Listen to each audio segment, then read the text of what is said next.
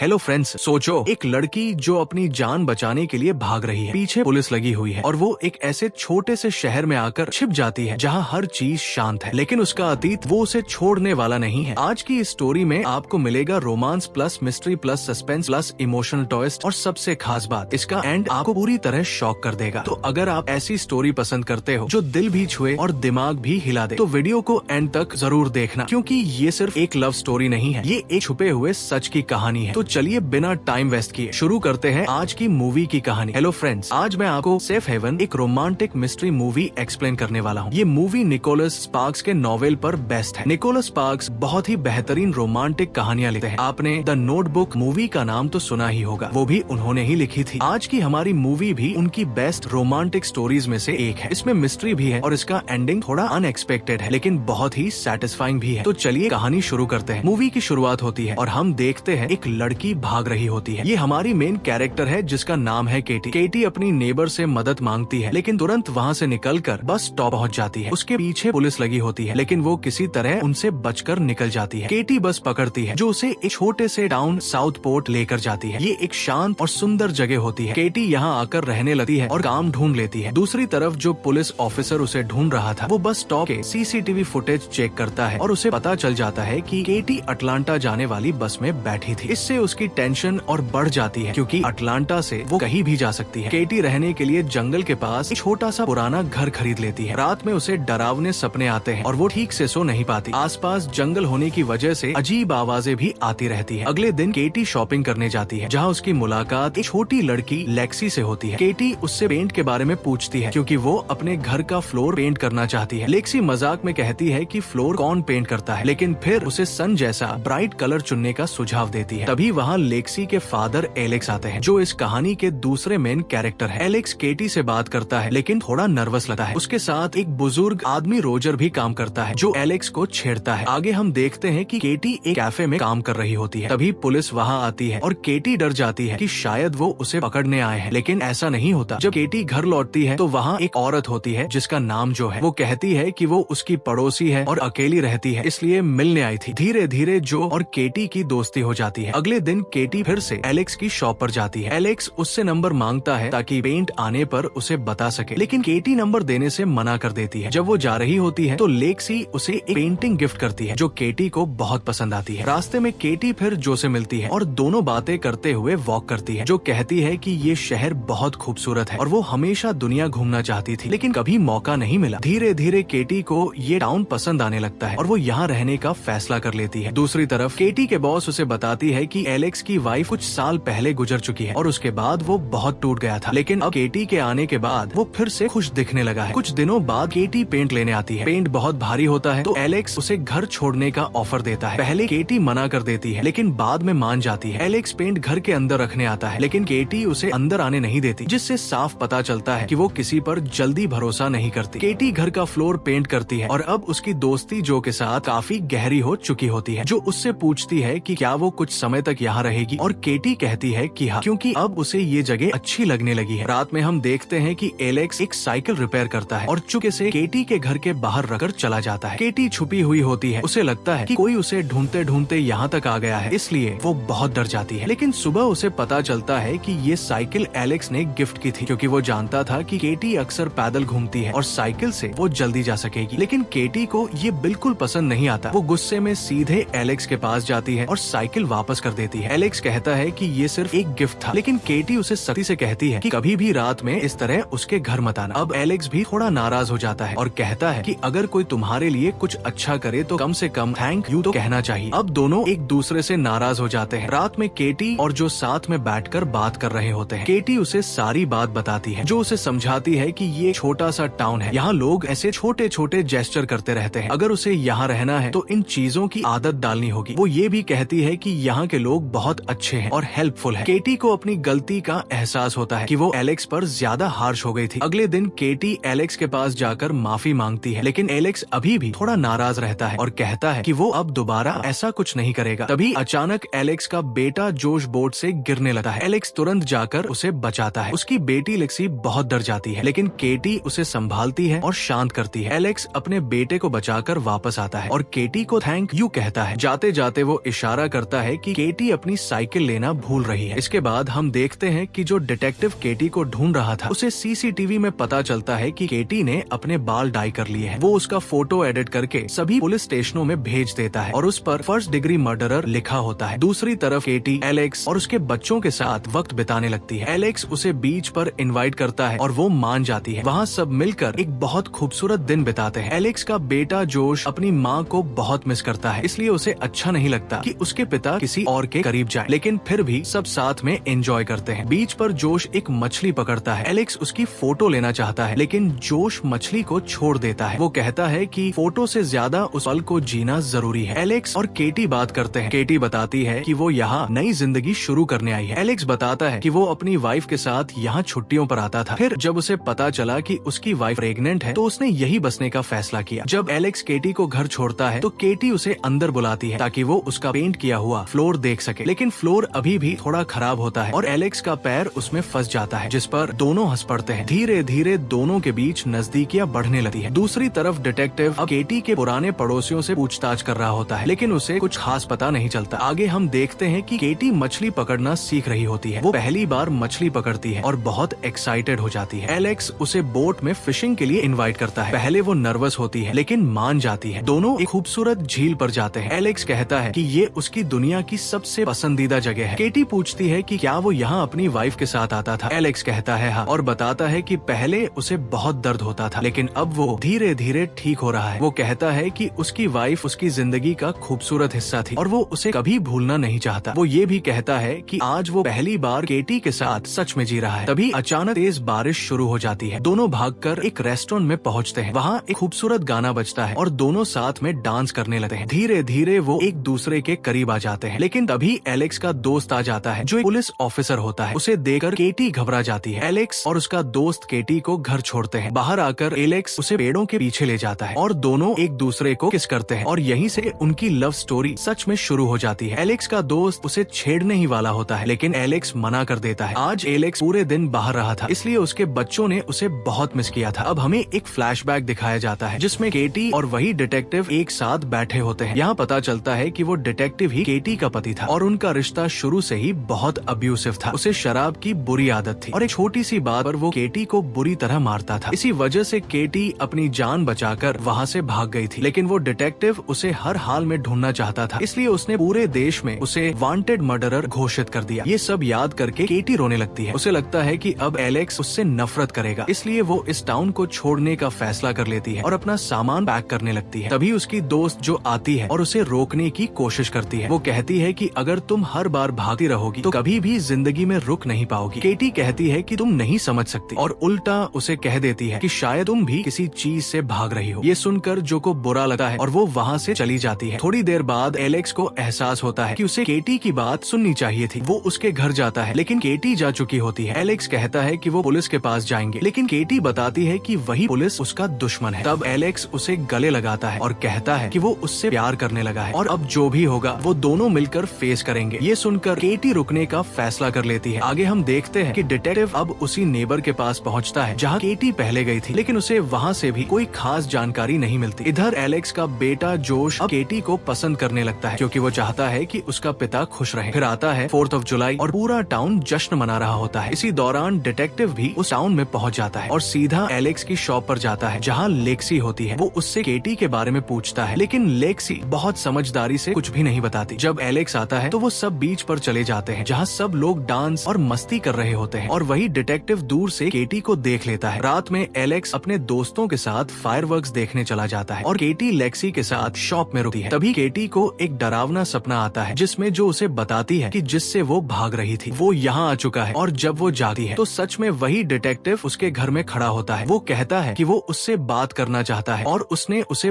बहुत मिस किया है। केटी उसे बाहर ले जाती है ताकि लेक्सी सुरक्षित रहे। डिटेक्टिव माफी मांगता है, लेकिन केटी साफ मना कर देती है कि अब वो उसके साथ कभी नहीं रहेगी। डिटेक्टिव के पास बंदूक भी होती है, लेकिन केटी अब उससे डरती नहीं। थोड़ी देर बाद केटी वापस अंदर आती है और शॉप के सारे दरवाजे बंद कर देती है, लेकिन नीचे से आवाज आती है। डिटेक्टिव पूरे स्टोर में आग लगाने की कोशिश कर रहा होता है। केटी उसे रोकने जाती है और चालाकी से उसे पानी में धक्का दे देती है। उधर एलेक्स दूर से आग देखता है और तुरंत वापस भागता है, लेकिन तभी डिटेक्टिव बाहर आकर लेक्सी पर हमला कर देता है। एलेक्स समय पर पहुंचकर अपनी बेटी केटी को बचा लेता है, लेकिन इसी दौरान केटी खतरे में आ जाती है। डिटेक्टिव बंदूक निकालकर केटी को मारने वाला होता है, लेकिन केटी ही उसे गोली मार देती है और वही उसका अंत हो जाता है। आग बुझ जाती है, सब कुछ खत्म हो जाता है। इसके बाद एलेक्स एक ड्रॉ निकालता है जिसमें उसकी वाइफ के लिखे हुए लेटर्स होते हैं जो अब भी सुरक्षित होते हैं। जोश अपनी माँ के कमरे के जलने से बहुत दुखी होता है, लेकिन एलेक्स कहता है कि वो सब कुछ फिर से पहले जैसा बना देंगे। अब आखिरी ट्विस्ट आता है। केटी जो से मिलती है और जो कहती है कि अब वो इस टाउन को छोड़कर जा रही है। वो केटी से कहती है कि वो अपनी यादों को संभाल कर रखे। तभी